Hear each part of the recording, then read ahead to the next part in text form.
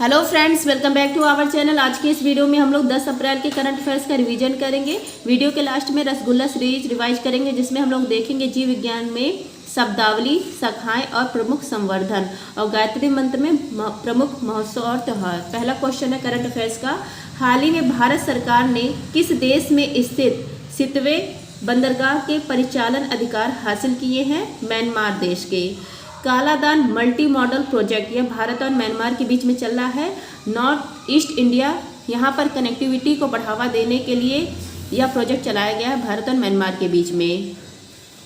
जो परिचालन है यह समुद्र मार्ग से, नदी मार्ग से और हाईवे, इन तीनों से यह अधिकार मिला है परिचालन का। तभी हाल ही में कोलकाता से स्टार्ट किया गया है परिचालन, और यह म्यांमार के रखाइन प्रांत, यहाँ पर सितवे बंदरगाह है, यहाँ पर जाएगा। उसके बाद यह वापस फिर मिजोरम आ जाएगा।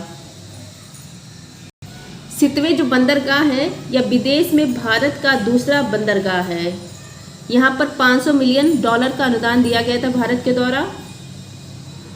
अब जो सितवे बंदरगाह है यहाँ पर परिचालन का अधिकार किसके पास आ गया है? भारत के पास आ गया है। और परिचालन करने वाला कौन है? IPGL, Indian port global limited, इसके द्वारा परिचालन किया जाएगा। इसका उद्देश्य क्या है? इसका उद्देश्य है नॉर्थ ईस्ट इंडिया को शेष भारत से कनेक्ट करना।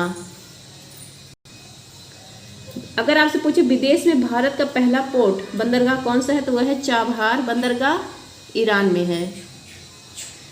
कोलकाता, पहली बार यहाँ पर जो मालवाहक जहाज आया था कोलकाता से सितवे, यहाँ पर तो वो कौन सा था? MV-TT लायन जहाज था। कोलकाता से चला था और सितवे बंदरगाह पर आया था। यह जहाज का नाम है MV-TT लायन। अब देखिए लल्लन टॉप। म्यांमार का पुराना नाम है वर्मा और राजधानी नापीता। पहले इसका नाम था, मतलब राजधानी थी रंगून। मुद्रा है कयात। म्यांमार को गोल्डन पैगोडा देश कहा जाता है। यहाँ पर अराक्योनामा पर्वत है, यहाँ पर इरावदी नदी भी है। इसकी सीमा हमारे किन किन राज्यों से लगती है? अरुणाचल प्रदेश, नागालैंड, मणिपुर और मिजोरम से। दुक्कम पोर्ट यह कहाँ पर है? ओमान में है, और ओमान की राजधानी है मस्कट। ऑपरेशन करुणा म्यांमार में चलाया गया था।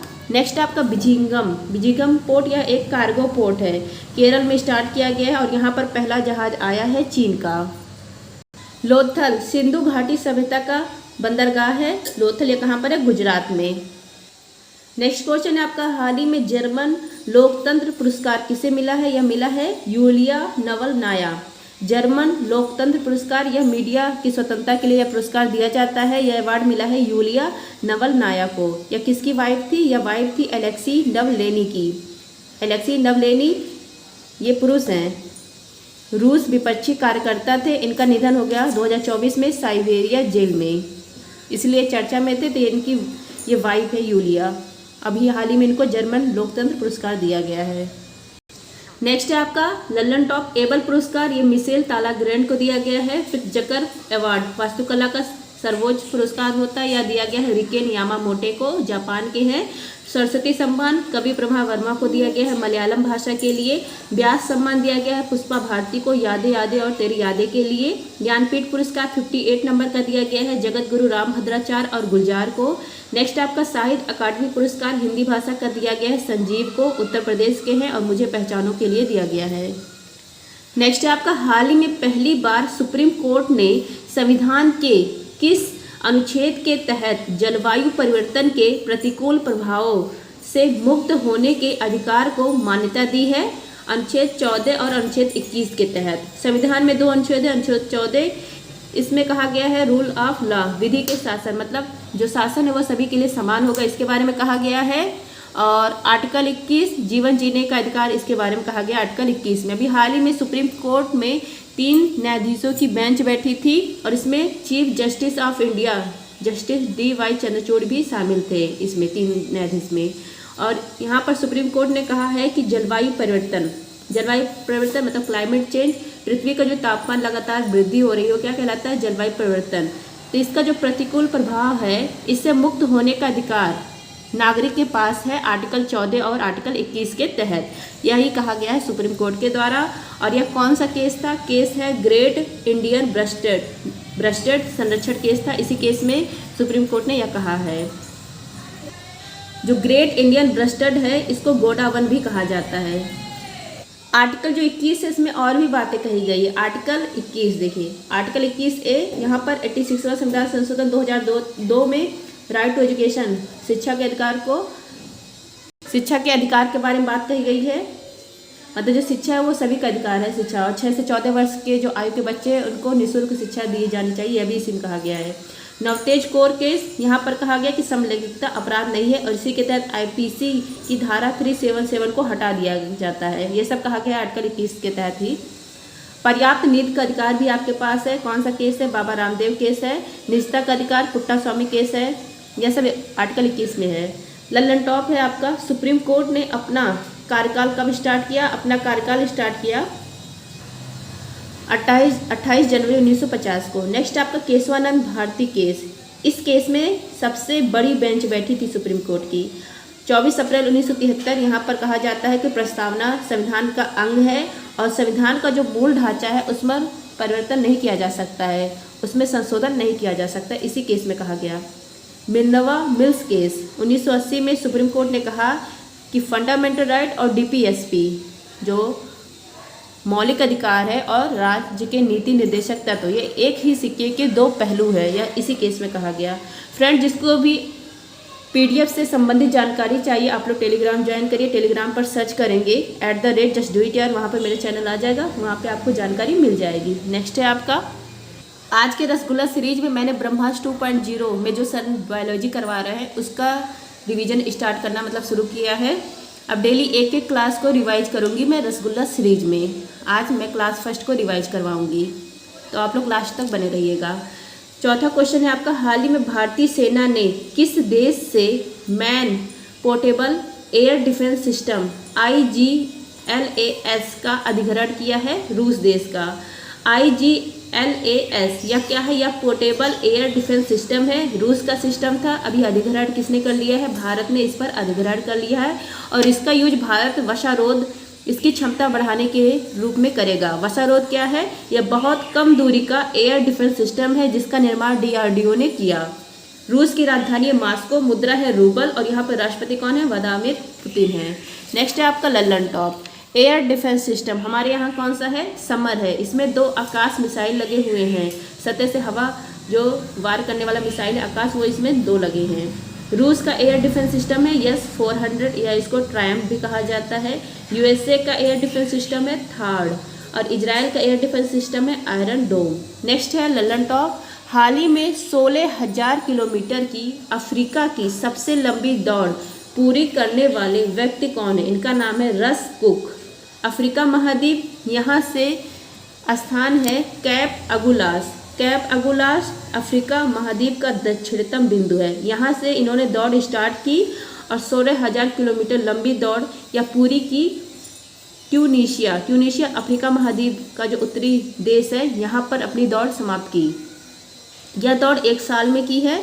किसने की है? रस कुक ने की है। यह पहला व्यक्ति है जिन्होंने इतनी लंबी दौड़ लगाई है और ये जो रस कुक हैं ये हार्डेज गीजर के नाम से भी फेमस है। नेक्स्ट है लल्लन टॉप। भूमध्य सागर की कुंजी कहा जाता है जिब्राल्टर जल संधि को। हिंद महासागर की सबसे बड़ा द्वीप है मेडागास्कर। अब आप लोग कमेंट करिए कि ओवरऑल में सबसे बड़ा द्वीप कौन सा है पूरे वर्ल्ड में? स्वेज नहर लाल सागर को भूमध्य सागर से कनेक्ट करता है। बाब उल मंदेव संधि, इसको आंसुओं का दौर कहा जाता है, यह लाल सागर को अदन की खाड़ी से कनेक्ट करता है। कैप ऑफ गुड होप, आशा अंतरीप, यहाँ पहुँचने वाला पहला यूरोपियन कौन है? इनका नाम है बार्थोलेमियो डियाज, पुर्तगाली थे, ये पहली बार पहुँचे थे। नेक्स्ट आपका ट्यूनीशिया क्रांति, यहाँ से क्रांति स्टार्ट की गई थी जो पूरे विश्व में प्रसिद्ध हुई थी। इस क्रांति का नाम है जैस्मीन क्रांति। पृथ्वी का चक्कर लगाने वाला पहला व्यक्ति कौन है? मैगलन। भारत की भूमि पर पहुंचने वाला पहला यूरोपियन है वास्को डी गामा। 1498 में यह आया था कालीकट मसालों के लिए। नेक्स्ट आपका माउंट एवरेस्ट को फतेह करने वाला पहला व्यक्ति है एडमंड हिलेरी और तेंजिंग नॉर्वे। 29 मई 1953 को इन्होंने फतेह किया था। दक्षिण ध्रुव यहाँ पर पहुँचने वाला पहला व्यक्ति है एमंडून सेन। नेक्स्ट है आपका हाल ही में दुनिया के सबसे बुजुर्ग जीवित पुरुष का गिनीज वर्ल्ड रिकॉर्ड किसने बनाया है? इनका नाम है जॉन अल्फ्रेड। जुआन विंसेंट, अभी हम लोग कुछ दिन पहले पढ़ा था कि जुआन जो विंसेंट है ये वेनेजुएला के थे और इनका निधन हो गया 114 वर्ष की आयु में। इसके बाद जापान के जो गिसा बुरो, ये 112 वर्ष के आयु था इनका। अभी हाल ही में इनका भी निधन हो गया। अब वर्तमान में सबसे जीवित उम्रदराज पुरुष कौन है? इनका नाम है जॉन अल्फ्रेड। इनकी आयु है 111 वर्ष और ये लिवरपूल इंग्लैंड के हैं। और सबसे जो उम्रदराज पुरुष व्यक्ति वो कौन है? John Alfred. क्वेश्चन में यही पूछा गया है। अगर आपसे पूछे सबसे जीवित महिला कौन है? इनका नाम है मारिया मोरेरा, 117 वर्ष की उम्र की है ये। और सबसे उम्रदराज व्यक्ति पूछे तो यही है, मारिया मोरेरा। लल्लन टॉप है आपका। इंग्लैंड के प्रधानमंत्री है ऋषि सुनक। इनकी सासू माँ कौन है? सुधा मूर्ति। सुधा मूर्ति राज्यसभा से मनोनीत की गई हैं और इनकी बुक का नाम है डॉलर बहू। नेक्स्ट क्वेश्चन है आपका, हाल ही में मोंटे कार्लो मास्टर्स में मुख्य ड्रा मैच जीतने वाले पहले भारतीय कौन है? इनका नाम है Sumit Nagal. Monte Carlo Masters tennis का टूर्नामेंट है, क्ले कोर्ट पर खेला जाता है। इसका आयोजन किया गया फ्रांस में। यहाँ पर जो मुख्य ड्रा मैच होता है इसको जीतने वाले पहले भारतीय बन गए हैं सुमित नागल। नेक्स्ट आपका, ग्रैंड स्लैम जीतने वाले सबसे उम्रदराज खिलाड़ी कौन बन गए हैं? रोहन बोपन्ना। और इन्होंने ऑस्ट्रेलियन ओपन जो युगल होता है खिताब वही जीता। Next Lallantop, major Dhyanchand Khel Ratna award यह दिया गया है सात्विक साईराज और चिराग शेट्टी को, बैडमिंटन के खिलाड़ी हैं और इसकी जो इनामी राशि होती है वो 25 लाख है और यह खेल का सर्वोच्च सम्मान है, मेजर ध्यानचंद खेल रत्न अवार्ड। पहले इसका नाम था Rajiv Gandhi Khel Ratna award. Tennis hall of fame में शामिल 2 भारतीय कौन है? विजय अमृतराज और लिएंडर पेस। सर्वाधिक ग्रैंड स्लैम किसने जीता है? नोवाक जोकोविच सर्बिया के हैं। और सबसे उम्रदराज जो नंबर 1 पर हैं रैंकिंग, वर्ल्ड में नंबर 1 रैंकिंग पर है वो यही है, नोवाक जोकोविच ही हैं। ओलंपिक में टेनिस खेल में पदक विजेता कौन है? मतलब एकमात्र भारतीय जिन्होंने टेनिस में पदक जीत कर लाया ओलंपिक में। 1996 अटलांटा ओलंपिक यूएसए में हुआ था। यहाँ पर लिएंडर पेस ने कांस्य पदक जीता था। अब तक टेनिस में एक ही पदक आया है जिसने जीता, लिएंडर पेस ने जीता। नेक्स्ट है आपका, हाल ही में आईपीएल के इतिहास में सर्वाधिक शतक लगाने वाले कौन है? इनका नाम है विराट कोहली। आईपीएल 2024 सर्वाधिक रन और सर्वाधिक शतक, 2024 ना करें आईपीएल कर दे। आईपीएल में सर्वाधिक रन और सर्वाधिक शतक लगाने का जो रिकॉर्ड है किसके नाम हो गया है? विराट कोहली के नाम हो गया है। विराट कोहली ने 8वां शतक लगाया है। कहाँ पर लगाया है? सवाई मानसिंह स्टेडियम जयपुर में लगाया है। और अगर आपसे पूछे आईपीएल का सर्वोच्च स्कोर किस टीम ने बनाया? सनराइजर हैदराबाद ने। आईपीएल के सबसे महंगे खिलाड़ी का नाम है मिचेल स्टार्क, केकेआर टीम ने इनको खरीदा है। नेक्स्ट है आपका लल्लन टॉप, क्रिकेट वनडे में सर्वाधिक शतक किसके नाम है? विराट कोहली के नाम है। आईपीएल में पहली बार विजेता कौन बना था? राजस्थान बना था, कैप्टन थे शेन वॉर्न 2008 में। आईपीएल 2024 में कुल टीम है 10। महिला प्रीमियर लीग जो दूसरा संस्करण हुआ है जीती कौन है? आरसीबी, कैप्टन थी स्मृति मंधाना। इसमें 5 टीमों ने भाग लिया था। नेक्स्ट है आपका, हाल ही में चैत्र शुक्ल प्रतिपदा को साजीबू चेरा ओबा 9 वर्ष त्यौहार कहाँ मनाया गया? ये मनाया गया मणिपुर में। चैत्र शुक्ल प्रतिपदा हिंदू 9 वर्ष स्टार्ट होता है, नवरात्रि बहुत जगह मनाए नवरात्रि के रूप में। और ये जो हिंदू 9 वर्ष होता है इसको अलग अलग जगह अलग अलग नाम से जाना जाता है। पहले देखिए मणिपुर जो उत्तर पूर्वी भारत है, जैसे मणिपुर यहाँ पर जो 9 वर्ष है वो साजीबू चेरा ओबा के नाम से जाना जाता है। तो क्वेश्चन में यही पूछा है तो इसका आंसर क्या होगा? मणिपुर होगा। यहाँ पर देखिए पंजाब में 13 अप्रैल को बैसाखी इसके रूप में मनाया जाएगा। तमिलनाडु में इसको कहा जाता है पुंडू अंडू। और सिंधी समुदाय, यहाँ पर जो सिंधी समुदाय के लोग हैं इसको चेटी चंड कहा जाता है, चेटी चंड। भगवान झूलेलाल जयंती के रूप में इसको मनाते हैं। महाराष्ट्र गोवा गुड़ी पड़वा के रूप में मनाते हैं जो 9 वर्ष रहता है, हिंदू 9 वर्ष। और गोवा में कहीं कहीं कोंकण भी कहा जाता है जो हिंदू 9 वर्ष है। आंध्र प्रदेश, तेलंगाना, कर्नाटक में उगादी के रूप में मनाया जाता है। कश्मीर में नवरेह के रूप में मनाया जाता है।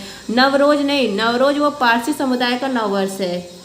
और हिंदू 9 वर्ष कश्मीर में नवरेह के नाम से मनाया जाता है। केरल में इसको बीसू कहा जाता है। तो ये हिंदू 9 वर्ष है जो अलग अलग जगह अलग अलग नाम से पुकारा जाता है, तो ध्यान रखिएगा, इम्पॉर्टेंट है। नेक्स्ट है आपका Lallan top north east India की मीठे पानी की सबसे बड़ी झील है लोकटक झील, मणिपुर। यहाँ पर संगाई फेस्टिवल मनाया जाता है और यहाँ पर संगाई हिरन भी मिलता है। मणिपुर का मार्शल आर्ट है थांग ता। नेक्स्ट है आपका हाल ही में आई लीग 2023-24 का खिताब किसने जीता है? कोलकाता मोहम्मडन स्पोर्टिंग ने। आई लीग 2023-24 विजेता बना है कोलकाता मोहम्मडन स्पोर्टिंग। इसका आयोजन किया गया था शिलोंग मेघालय में और इसकी शुरुआत होती है 2007-8 में। इस साल 2023-24 का विजेता है कोलकाता मोहम्मडन स्पोर्टिंग। नेक्स्ट है आपका Lallantop Santosh trophy, Durand cup, Rovers cup, यह किसका है? फुटबॉल का है। नेक्स्ट है आपका 7 शक्तिपीठ है। यहाँ पर 9 से 17 अप्रैल शक्ति महोत्सव का आयोजन किया जाएगा और इसका आयोजन कौन कराएगा? संगीत कला अकादमी। ये जो 7 शक्तिपीठ है उसके नाम देखिए, कामाख्या मंदिर असम, महालक्ष्मी मंदिर महाराष्ट्र, ज्वालाजी मंदिर हिमाचल प्रदेश, त्रिपुरा सुंदरी मंदिर त्रिपुरा में ही है, फिर है आपका अंबाजी मंदिर गुजरात, जय दुर्गा शक्तिपीठ झारखंड और हरिसिद्धि मंदिर मध्य प्रदेश। यहाँ पर 9 से 17 अप्रैल शक्ति महोत्सव का आयोजन किया जाएगा और आयोजन कराने वाला है संगीत कला अकादमी। ये 11वां क्वेश्चन था, इसको मैंने ऐसे लिख दिया। अब देखिए, अब जो रसगुल्ला सीरीज है, इस समय सर रसगुल्ला सीरीज करवा नहीं रहे हैं, तो रसगुल्ला सीरीज में मैंने सोचा कि जो ब्रह्मास्त्र 2.0 में सर ने बायोलॉजी करवाया है, अब उसको मैं रसगुल्ला सीरीज में करवाऊंगी। डेली एक क्लास का रिवीजन करवाऊंगी रसगुल्ला सीरीज में। तो आज क्लास फर्स्ट का रिवीजन करवाने जा रही हूँ, तो चलिए स्टार्ट करते हैं। अगर आपको टॉपिक देखना है तो देख लीजिए कौन कौन सा टॉपिक है। पहला क्लास मतलब क्लास फर्स्ट में शब्दावली, शाखाएं, प्रमुख संवर्धन। दूसरा क्लास है कोशिका। फिर तीसरा टॉपिक है पोषक तत्व। चौथा है पाचन तंत्र। पांचवा है रक्त और रक्त परिसंचरण तंत्र। फिर है श्वसन तंत्र, उत्सर्जन तंत्र, अंतःस्रावी तंत्र, तंत्रिका तंत्र, कंकाल तंत्र, रोग, प्रजनन तंत्र, नेत्र और विविध। तो ये सब है जो हम लोग एक एक करके रसगुल्ला सीरीज में रिवाइज करेंगे। तो चलिए स्टार्ट करते हैं। पहला महत्वपूर्ण शब्दावली, शाखाएं व संवर्धन, ये हम लोग रसगुल्ला सीरीज में रिवाइज करने जा रहे हैं। पहला है लैक्ट। लैक्ट का अर्थ होता है दूध, मिल्क। लैक्टोज, दूध में पाई जाने वाली जो शर्करा होती है ना, उसको क्या कहा जाता है? लैक्टोज कहा जाता है। प्रोलैक्टिन, दुग्ध निर्माण करने वाला जो हार्मोन है उसको क्या कहा जाता है? प्रोलैक्टिन कहा जाता है। और ये कहाँ से इसका स्रावण होता है? पीयूष ग्रंथि से स्रावण होता है, दुग्ध का जो निर्माण होता है। नेक्स्ट है आपका लैक्टोबैसिलस जीवाणु। यह कहाँ पाया जाता है? दूध से दही बनाने वाला जो जीवाणु है वो लैक्टोबैसिलस जीवाणु है। दही में यही जीवाणु पाया जाता है। अगर आपको कहीं लास्ट में कोई शब्द दिया गया उसके लास्ट में ओज लिखा है तो वो शर्करा है, मतलब कार्बोहाइड्रेट है। एग्जाम्पल है माल्टोज, सुक्रोज। और जिसके लास्ट में एज ASE रहेगा वो एंजाइम है, जैसे माल्टेज।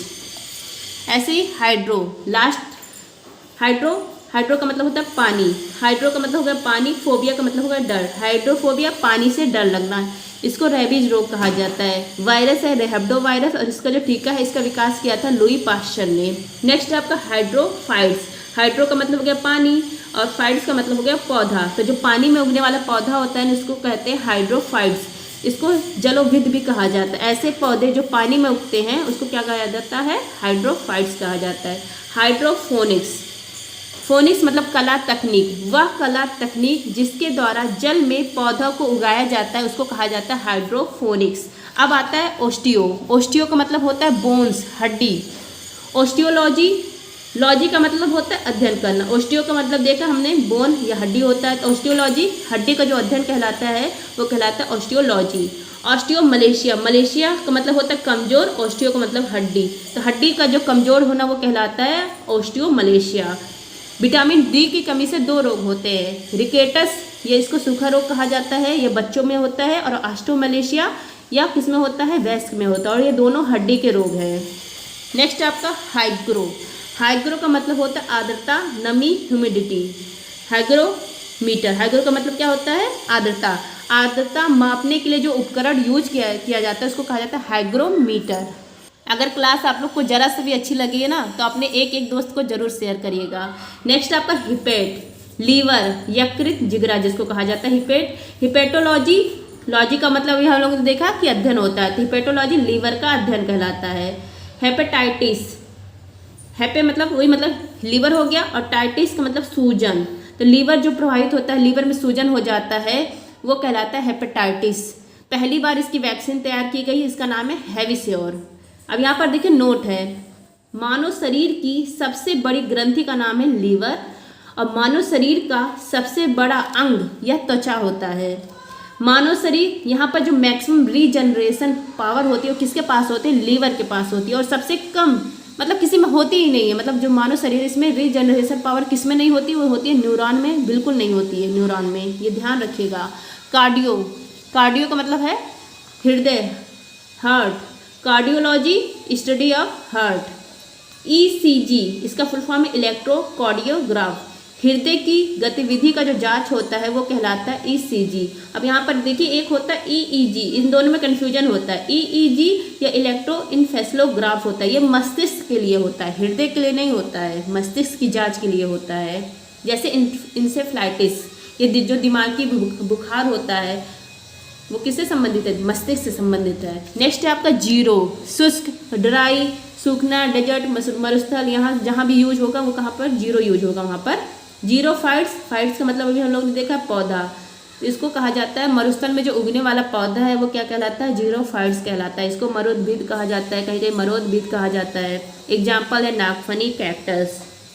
जीरोप्थैल्मिया, जीरो मतलब सूखना, ऑप्थैल्मिया मतलब आँख, आँखों में जो सूखापन होता है वो क्या कहलाता है, जीरोप्थैल्मिया कहलाता है। और यह किसकी कमी से होता है, विटामिन ए की कमी से होता है। विटामिन ए की कमी से और क्या होता है, रतौंधी भी होता है विटामिन ए की कमी से। नेक्स्ट है आपका ऑर्निथो, ऑर्निथो मतलब पक्षी, bird. Ornithology study of bird. Bird man of India कौन है, सलीम अली हैं, और इनकी कर्म स्थली है केरला देव घना पश्चिम बिहार। नेक्स्ट है आपका ल्यूको, वाइट, सफ़ेद, श्वेत, इसके लिए क्या शब्द यूज होता है, ल्यूको शब्द। ल्यूकोसाइट्स, साइट्स का मतलब कोशिका, और ल्यूको का मतलब श्वेत, श्वेत रक्त कणिका, WBC ये क्या कहलाती है, ल्यूकोसाइट्स। ल्यूकेमिया, ब्लड कैंसर जो होता है ल्यूकेमिया कहलाते हैं। यहाँ पर WBC की अत्यधिक वृद्धि होती है, अगर WBC की अत्यधिक वृद्धि हो तो वो क्या कहलाती है, ल्यूकेमिया कहलाती है। नोट है, विश्व में सर्वाधिक कैंसर फेफड़ों का कैंसर होता है, विश्व में सबसे ज़्यादा फेफड़ों के कैंसर के जो रोगी हैं वो सामने आते हैं। महिलाओं में सबसे ज़्यादा क्या होता है, महिलाओं में सबसे ज़्यादा स्तन कैंसर होता है, और दूसरा होता है सर्वाइकल कैंसर। सर्वाइकल कैंसर ये महिलाओं में गर्भाशय की दीवार पर होने वाला कैंसर है, और यह किस वायरस से होता है, HPV वायरस से होता है। इसका फुल फॉर्म है ह्यूमन पैपिलोमा वायरस, लेकिन अब इसकी वैक्सीन तैयार कर दी गई है भारत में। देखिए सर्वाइकल कैंसर भारत में इसकी पहली वैक्सीन का निर्माण कर दिया गया, इसका नाम है सर्वावैक्स, सर्वावैक्स नाम है इस वैक्सीन का, क्या नाम है, सर्वावैक्स, और इसका निर्माण किया है सीरम इंस्टीट्यूट पुणे ने। नेक्स्ट आपका क्रायो, वेरी लो टेम्परेचर, अति न्यून दाब, वो कहलाता है जहाँ पर यूज किया जाएगा वो कहलाएगा क्रायो। क्रायोजेनिक इंजन, वह इंजन जो अति न्यून ताप पर कार्य करने की तकनीक का यूज किया जाता है वो कहलाता है क्रायोजेनिक इंजन। क्रायोजेनिक ईंधन, यहाँ पर जो फ्यूल यूज किया जाता है ना, वहाँ मतलब वो सब लिक्विड फॉर्म में होता है, H2 भी लिक्विड में होगा और O2 भी लिक्विड में होगा, अति न्यून ताप में यूज किया जाएगा। जैसे यहाँ पर नोट है चंद्रयान 3, यहाँ पर क्रायोजेनिक जो इंजन यूज हुआ है वो है C25, और गगनयान मानवयुक्त जो अंतरिक्ष मिशन है यहाँ पर क्रायोजेनिक इंजन CE20 यूज किया गया है, ध्यान रखिएगा। अब है आपका पायरो, अत्यधिक तापमान, वेरी हाई टेम्परेचर। पायरोमीटर, बहुत अधिक तापमान को मापने वाला जो यंत्र होता है वो कहलाता है पायरोमीटर। पायरेक्स कांच, जो पायरेक्स कांच होता है लैब में जो यूज होता है कांच वो कहलाता है पायरेक्स कांच। अत्यधिक ताप को सहन करने की शक्ति इस कांच में होती है। नेक्स्ट आपका माइक्रो, कवक, फंगस, फफूंद, इसके लिए शब्द यूज होता है माइक्रो। माइक्रोलॉजी, कवक का अध्ययन। माइकोराइजा, माइक्रो का होगा कवक, राइजा का मतलब जड़, जड़ और कवक का सहजीवन माइक्रोराइजा कहलाता है। नेक्स्ट है आपका नोट, फाइको, एल्गी, काई, शैवाल, वो कहलाता है फाइको, फाइकोलॉजी, शैवाल का अध्ययन। लाइकेन, जिसको इंग्लिश में लीचेन कहा जाता है, यह कवक और शैवाल का सहजीवन होता है। वायु प्रदूषण का सूचक होता है लाइकेन, वायु प्रदूषण अधिक है तो लाइकेन कम होगा। रोसेला, जो लाइकेन है ना, लिटमस पत्र इसी से बनता है, रोसेला लाइकेन से। अगर लिटमस पत्र, अगर अम्ल है तो लिटमस जो पत्र है इसको नीला से लाल कर देगा, और क्षार है तो ये लिटमस पत्र को लाल से नीला कर देगा। अब आता है एंड्रो, पुरुष मेल के लिए कौन सा शब्द यूज होता है, एंड्रो शब्द यूज होता है। एंड्रॉयड, एंड्रॉयड जो हमारी फ़ोन होती है वो एंड्रॉयड होती है। जो सॉफ्टवेयर शक्तिशाली हो, मनुष्य की तरह मतलब काम करता है, वो क्या कहलाता है? एंड्रॉयड कहलाता है। सॉफ्टवेयर मतलब बहुत शक्तिशाली हो। देख ही रहे हैं हमारा फ़ोन क्या क्या करने लगता है, मतलब सब जानकारी मिलती है हर एक चीज़। एंड्रोजन, मेल में जो हार्मोन होता है वो क्या कहलाता है? एंड्रोजन। पुरुष में पाया जाने वाला सेक्स हार्मोन टेस्टोस्टेरोन, इसको एंड्रोजन भी कहा जाता है। जो टेस्टोस्टेरोन है ये पुरुष में हार्मोन पाया जाता है, इसको क्या कहा जाता है? एंड्रोजन भी कहा जाता है। एंड्रोसियम, पुमंग कहा जाता है इसको, एंड्रोसियम। फूल में नर जनन अंग, ये क्या है? एंड्रोसियम, जिसको पुमंग कहा जाता है। अब ऐसे आता है महिलाओं में गायनो, महिला फीमेल में कौन सा शब्द यूज होता है? गायनो। गायनोलॉजिस्ट, स्त्री रोग विशेषज्ञ, गायनोलॉजिस्ट कहलाती है। गायनोसियम, इसको जयांग भी कहा जाता है। फूल में मादा जनन अंग, ये क्या कहलाता है? गायनोसियम। अब यहाँ पर देखिए जैसे फूल है, अब यहाँ पर ऐसे ये ब्लैक कलर का है बनाया, तो ये ब्लैक कलर का जो है ये है मादा जनन अंग, और ये जो बगल में है रेड कलर का बना है ये है पुरुष जनन अंग। अब इसको बाहर निकालते हैं, पहले पुरुष वाला निकालते हैं। ये है पुरुष वाला, मेल पार्ट है। ये जो ऊपर है गोला ये है परागकोश, एंथर कहलाएगा। और ये जो पूरा लंबा सा है ये है फिलामेंट।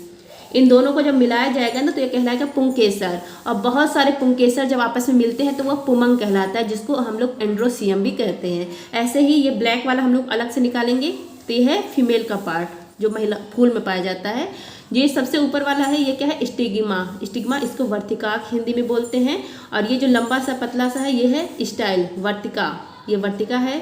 फिर ये क्या है? ये है ओवरी, अंडाशय है। तो इन तीनों को जब आपस में मिलाते हैं तो ये कहलाता है पिस्टल, इंग्लिश में स्त्री केसर कहते हैं। और बहुत सारे स्त्री केसर जब आपस में मिलते हैं ना तो ये कहलाता है जयांग, जिसको हम लोग गायनोसियम कहते हैं। तो ये है गायनोसियम और एंड्रोसियम। महिलाओं में गायनोसियम, फूल में जो महिला जनन अंग होता है इसको गायनोसियम, और फूल में जो पुरुष जनन अंग होता है वो क्या कहलाता है? एंड्रोसियम। अब आता है ऑप्थेलम, आँख, ये भी आँख से संबंधित है। ऑप्थेल्मोलॉजी, आँख का अध्ययन ऑप्थेल्मोलॉजी। अभी हम लोगों ने देखा जीरोप्थेल्मिया, या आँख का सूखना होता है। नेक्स्ट है आपका राइनो, नाक से संबंधित है राइनो वायरस, जुखाम कोल्ड के लिए जिम्मेदार जो होता है वो कौन सा वायरस होता है? Rhino virus. राइनो ये शब्द यूज किया जाता है एक सींग वाले गैंडे के लिए भी। सिस्मो, कंपन, वाइब्रेशन, भूकंप, इसके लिए कौन सा शब्द यूज होता है? सिस्मोग्राफ, भूकंप तीव्रता मापने का जो यंत्र है वो है सिस्मोग्राफ। भूकंप तीव्रता इसके मापने की जो स्केल होता है उसको बोला जाता है रिएक्टर स्केल। अब यहाँ पर देखिए ये कोई जैसा स्थान है, यहाँ पर फोकस बनता है, तो भूकंप की उत्पत्ति जो होती है, भूकंप का जो मूल स्थान होता है वो उसको कहते हैं फोकस।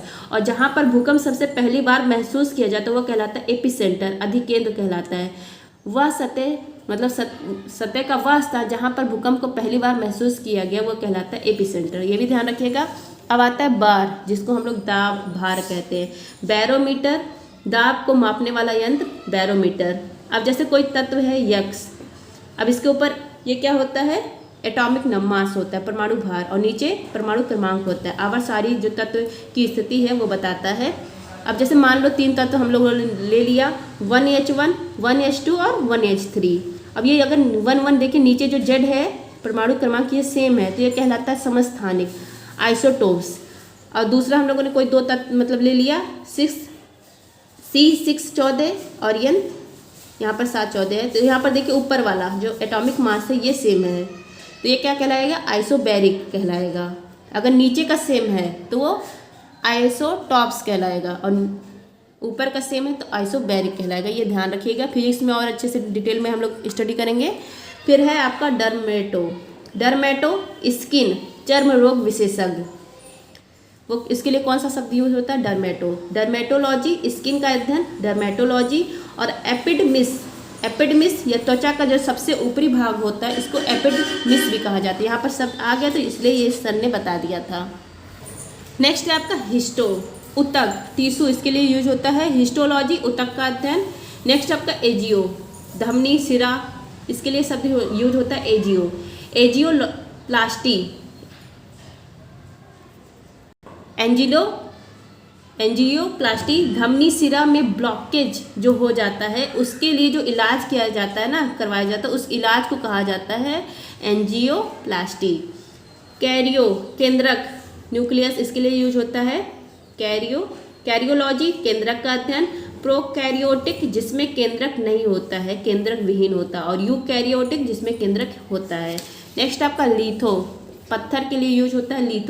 लिथोस्फेयर स्थल मंडल।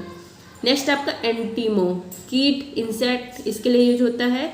एंटीमोलॉजी कीट का अध्ययन। तो ये हम लोग का शब्दावली कंप्लीट हुआ। अब आते हैं हम लोग महत्वपूर्ण शाखाएं ब्रांचेज पर। एनाटॉमी ये क्या है? एनाटॉमी शरीर की आंतरिक संरचना का अध्ययन कहलाता है एनाटॉमी। नेक्स्ट आपका एंजियोलॉजी रक्त परिसंचरण तंत्र का अध्ययन कहलाता है एंजियोलॉजी। नेक्स्ट आपका एस्ट्रोनॉमी ब्रह्मांड का अध्ययन। डेंड्रोलॉजी पेड़ वृक्ष का अध्ययन, ये कहलाता है डेंड्रोलॉजी। नेक्स्ट आपका डेंड्रोक्रोनोलॉजी ये कहलाता है वृक्ष की जो आयु का निर्धारण किया जाता है वो कहलाता इसी से किया जाता है डेंड्रोक्रोनोलॉजी से। वृक्ष के जो वलय होते हैं, तने होते हैं, उनको काउंट किया जाता है इसमें। नेक्स्ट आपका डर्मेटोलॉजी, अभी हम लोग ने देखा डर्मेटोलॉजी ये त्वचा के बारे में जो अध्ययन होता है वो कहलाता है। इकोलॉजी जीव और पर्यावरण के मध्य आंतरिक अंतःक्रिया का जो अध्ययन होता है वो कहलाता है इकोलॉजी। इकोलॉजी शब्द देने वाले हैं अर्नेस्ट हैकर और इकोसिस्टम शब्द देने वाले हैं टेंसले। नेक्स्ट आपका जेनेटिक्स आनुवांशिकता का अध्ययन। नेक्स्ट आपका हेलमिन्थोलॉजी कीमियो जो कीमिया है मतलब उसका अध्ययन कहलाता है। गोल कीमी केचुआ ये सब। नेक्स्ट आपका इक्थियोलॉजी मछलियों का अध्ययन। कैलोलॉजी मानव सौंदर्य का अध्ययन। नेफ्रोलॉजी गुर्दा किडनी का अध्ययन। न्यूरोलॉजी जंतुओं के तंत्रिका तंत्र का अध्ययन। ऑन्डोलॉजी दांतों का अध्ययन। ऑर्निथोलॉजी दांतों का अध्ययन। नेक्स्ट आपका ऑप्टिक्स प्रकाश इसको कहा जाता है। ऑर्निथोलॉजी पक्षियों का अध्ययन। फिर आपका पैलियोथोलॉजी जीवाश्म का अध्ययन। पैथोलॉजी रोगों का अध्ययन। पामोलॉजी फलों का अध्ययन। पेडोलॉजी मिट्टी का अध्ययन। एपिग्राफी अभिलेखों का अध्ययन। फिर आपका न्यूमिस्मैटिक्स सिक्कों का अध्ययन कहलाता है न्यूमिस्मैटिक्स। अब आता है प्रमुख संवर्धन कल्चर्स। सेरीकल्चर रेशम कीट पालन। ओलेरीकल्चर सब्जी खेती से संबंधित है। फुलेरीकल्चर फूलों की खेती। पीसीकल्चर मछली पालन। सिल्वीकल्चर वनों की खेती। वर्मीकल्चर केचुआ की खेती। विटीकल्चर अंगूर खेती। एपीकल्चर मधुमक्खी पालन। तो हम लोग के क्लास जो फर्स्ट है उसका हम लोगों ने कंप्लीट रिवीजन कर लिया। अगर आप लोग को पसंद आई होगी तो प्लीज़ अपने दोस्तों को शेयर जरूर करिएगा। कल हम लोग क्लास सेकंड रिवाइज करेंगे रसगुल्ला सीरीज में। अब हम लोग देखते हैं गायत्री मंत्र। वीडियो तो थोड़ा लंबा होगा ही क्योंकि अब ब्रह्मास्त्र 2.0 का मैं जो बायोलॉजी का क्लास है वो रिवाइज करवा रही हूँ, तो वीडियो तो थोड़ा लंबा होगा ही। जल्लीकट्टू त्यौहार तमिलनाडु। स्पुतिक गुस्तर फेस्टिवल लद्दाख। बोनालू महोत्सव तेलंगाना। वैशाखी उत्सव पंजाब। बंगसवैली फेस्टिवल जम्मू कश्मीर। नवरोज पारसी समुदाय का नववर्ष है। अंडोरी मक्खन महोत्सव उत्तराखंड। केर पूजा खारची पूजा त्रिपुरा। हरेला फूलदेवी महोत्सव उत्तराखंड। श्रावणी मेला झारखंड। कम्बाला पर्व कर्नाटक। दुर्गा पूजा पश्चिम बंगाल। सरहुल महोत्सव झारखंड। टूलिप महोत्सव जम्मू कश्मीर। मऊ महोत्सव राजस्थान। अम्बुबाची का मेला असम। नेक्स्ट आपका ऊट फेस्टिवल या कहिए लक्खी मेला पुष्कर फेस्टिवल ये राजस्थान में होता है। नुआखाई उत्सव धनु यात्रा रज पर्व उड़ीसा में। हेमिस और लोसर फेस्टिवल लद्दाख में। लोसांग कहाँ पर होता है? सिक्किम में। नेक्स्ट आपका जगन्नाथ रथ यात्रा उड़ीसा। Lavender festival Jammu Kashmir. गंगा पुष्करलू कुंभ वाराणसी। सिनो सिंथन फेस्टिवल जम्मू कश्मीर। गज उत्सव असम। सियान उनिंग महोत्सव अरुणाचल प्रदेश। आदिपुरम पोंगल त्यौहार तमिलनाडु। फुलिच त्यौहार हिमाचल प्रदेश। पोइला बैसाख पश्चिम बंगाल। माधोपुर मेला गुजरात। हरेली महोत्सव छत्तीसगढ़। सोनपुर मेला बिहार। कलियाट्टम जिसको थट्टम भी बोलते हैं ये कहाँ पर होता है? केरल में। कंचौथ जम्मू कश्मीर। सिग्मो गोवा। भूमचू सिक्किम। नेक्स्ट आपका सिरुलिल्ली और संघाई महोत्सव मणिपुर। बथुकम्मा जिसको फूलों का त्यौहार कहा जाता है तेलंगाना। पांग लहब सोल फेस्टिवल सिक्किम में। अटुकल पोंगल केरल में। बाचुआ महोत्सव बिहू उत्सव असम में। नेक्स्ट है आपका हॉर्नबिल फेस्टिवल, नागालैंड, ओणम केरल, हैरात जम्मू कश्मीर में, मिंजर मेला हिमाचल प्रदेश में, गुड़ी पड़वा महाराष्ट्र में, खजुराहो नृत्य महोत्सव मध्य प्रदेश, तानसेन मांडू और पहला फ्लोटिंग फेस्टिवल मध्य प्रदेश, नवरे जम्मू कश्मीर, लाई हरोबा मणिपुर, थाईपुशम तमिलनाडु, उगादी कर्नाटक, संगाई महोत्सव मणिपुर, खासी महोत्सव मेघालय। आई होप फ्रेंड्स आप सबको क्लास अच्छी लगी होगी। क्लास अच्छी लगी तो please like share and subscribe. धन्यवाद। जय हिंद।